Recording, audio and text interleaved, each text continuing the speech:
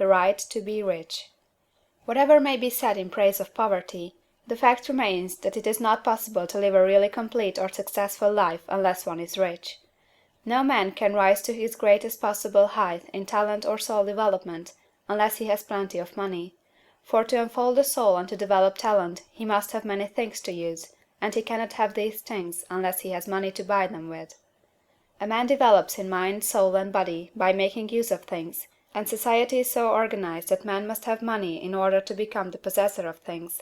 Therefore, the basis of all advancement for man must be the science of getting rich. The object of all life is development, and everything that lives has an inalienable right to all the development it is capable of attaining. Man's right to life means his right to have the free and unrestricted use of all the things which may be necessary to his fullest mental, spiritual, and physical unfoldment, or, in other words, his right to be rich. In this book, I shall not speak of riches in a figurative way. To be really rich does not mean to be satisfied or contented with a little. No man ought to be satisfied with a little if he is capable of using and enjoying more. The purpose of nature is the advancement and unfoldment of life, and every man should have all that can contribute to the power, elegance, beauty, and richness of life. To be content with less is sinful. The man who owns all he wants for the living of all the life he is capable of living is rich, and no man who has not plenty of money can have all he wants. Life has advanced so far, and become so complex, that even the most ordinary man or woman requires a great amount of wealth in order to live in a manner that even approaches completeness. Every person naturally wants to become all that they are capable of becoming. This desire to realize innate possibilities is inherent in human nature. We cannot help wanting to be all that we can be. Success in life is becoming what you want to be. You can become what you want to be only by making use of things, and you can have the free use of things only as you become rich enough to buy them. To understand the science of getting rich is therefore the most essential of all knowledge. There is nothing wrong in wanting to get rich. The desire for riches is really the desire for a richer, fuller, and more abundant life, and that desire is praiseworthy. The man who does not desire to live more abundantly is abnormal, and so the man who does not desire to have money enough to buy all he wants is abnormal. There are three motives for which we live. We live for the body, we live for the mind, we live for the soul. No one of these is better or holier than the other. All are alike desirable, and no one of the three, body, mind, or soul, can live fully if either of the others is cut short of full life and expression. It is not right or noble to live only for the soul and deny mind or body, and it is wrong to live for the intellect and deny body or soul. We are all acquainted with the loathsome consequences of living for the body and denying both mind and soul, and we can see that real life means the complete expression of all that man can give forth through body, mind, and soul. Whatever he can say, no man can be really happy or satisfied unless his body is living fully in every function, and unless the same is true for his mind and his soul. Wherever there is unexpressed possibility, or function not performed, there is unsatisfied desire. Desire is possibility seeking expression, or function seeking performance. Man cannot live fully in body without good food, comfortable clothing, and warm shelter, and without freedom from excessive toil. Rest and recreation are also necessary for his physical life. He cannot live fully in mind without books and time to study them, without opportunity to travel and observation, or without intellectual companionship. To live fully in mind he must have intellectual recreations, and must surround himself with all the objects of art and beauty he is capable of using and appreciating. To live fully in soul, man must have love, and love is denied expression by poverty. A man's highest happiness is found in the bestowal of benefits on those he loves. Love finds its most natural and spontaneous expression in giving.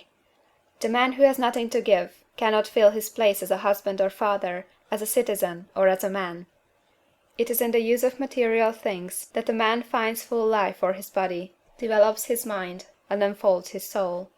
It is therefore for supreme importance to him that he should be rich. It is perfectly right that you should desire to be rich. If you are a normal man or woman, you cannot help doing so. It is perfectly right that you should give your best attention to the science of getting rich, for it is the noblest and most necessary of all studies. If you neglect this study, you are derelict in your duty to yourself, to God and humanity; for you can render to God and humanity no greater service permeates, penetrates, and fills the interspaces of the universe. A thought, in this substance, produces the thing that is imaged by the thought. Man can form things in his thought, and, by impressing his thought upon formless substance, can cause the thing he thinks about to be created. It may be asked if I can prove these statements, and without going into details, I answer that I can do so, both by logic and experience.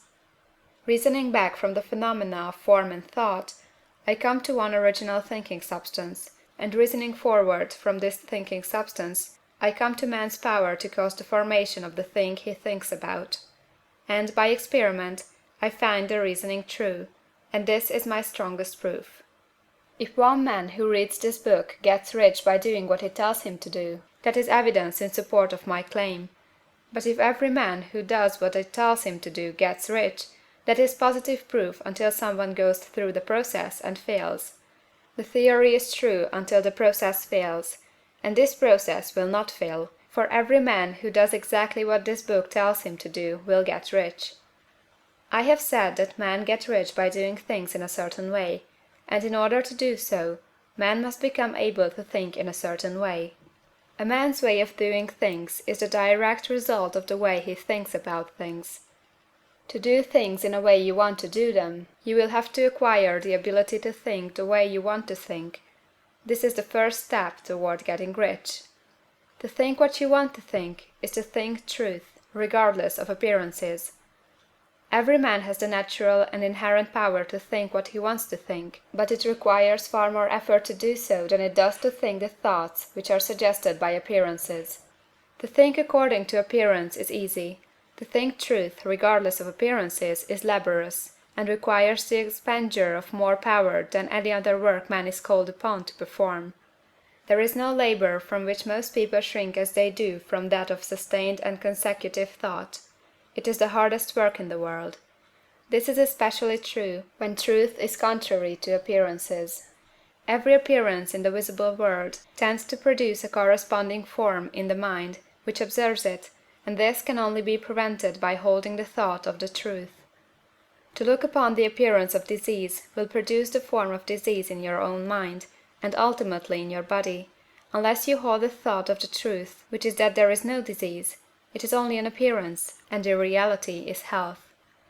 To look upon the appearances of poverty will produce corresponding forms in your own mind, unless you hold to the truth that there is no poverty, there is only abundance. To think health when surrounded by the appearances of disease, or to think riches when in the midst of appearances of poverty, requires power. But he who acquires this power becomes a master mind. He can conquer fate, he can have what he wants. This power can only be acquired by getting hold of the basic fact which is behind all appearances, and that fact is that there is one thinking substance from which and by which all things are made.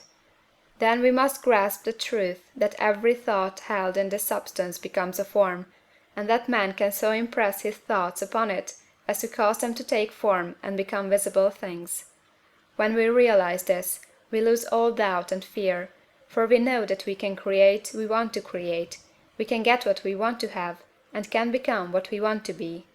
As a first step toward getting rich, you must believe the three fundamental statements given previously in this chapter, and in order to emphasize them, I repeat them here. There is a thinking stuff from which all things are made, and which, in its original state, permeates, penetrates, and fills the interspaces of the universe. A thought, in this substance, produces the thing that is imaged by the thought. Man can form things in his thought, and, by impressing his thought upon formless substance, can cause the thing he thinks about to be created. You must lay aside all other concepts of the universe than this monistic one, and you must dwell upon this until it is fixed in your mind, and has become your habitual thought.